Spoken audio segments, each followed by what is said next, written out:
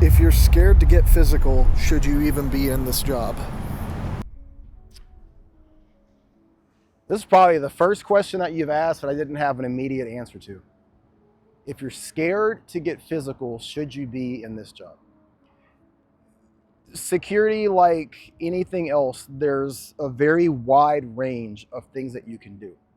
If you're afraid of physical confrontation, you can still work in security. I would just say work in a maybe loss prevention capacity, or maybe monitoring, monitors or dispatch. There's all kinds of jobs that you can do that don't put you in direct proximity to potential violence.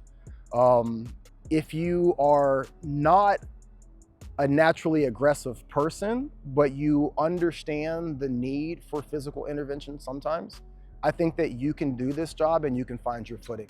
The company that I work for, we have small stature females, we have smaller stature guys, we have people that are, I would say, I would categorize them as nonviolent, right? But they still work in a patrol capacity where they might find themselves in a situation where they have to go hands-on. I think that you can be trained and you can be taught to defend yourself.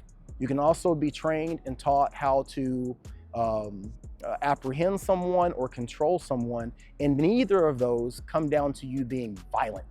It's about you being able to do the job and employ the techniques that are necessary at that time. You don't need to seek out violence or want to be aggressive to work in private security. And I would say the people that do, that oftentimes filter themselves into private security, they are a large part of why we have the reputation that we do and why a lot of things go south that don't have to. I would much rather have someone working on my team that doesn't want to fight. I'd much rather want someone on my team that is against violence. I think that that's the kind of person that's going to be more willing to de-escalate a situation. They're going to bring way less liability to the company and to the people that we're servicing.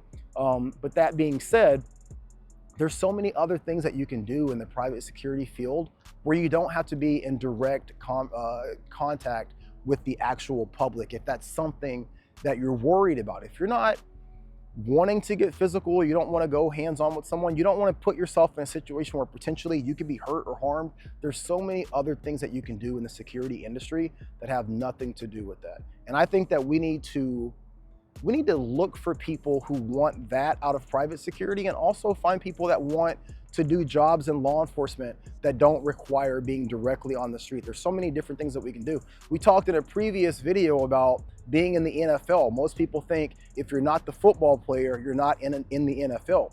You can be in the NFL working in the skybox, you can be a trainer, you can be on the grounds crew. There's so many different things that you can do. So if you want to work in private security, or if you find yourself in a situation where maybe this is the career path that's open to you, but you're worried about being in a physical altercation, just get into an area of security that doesn't put you on the street in close proximity to people. That's my thought. What do you guys think? Drop your comments below.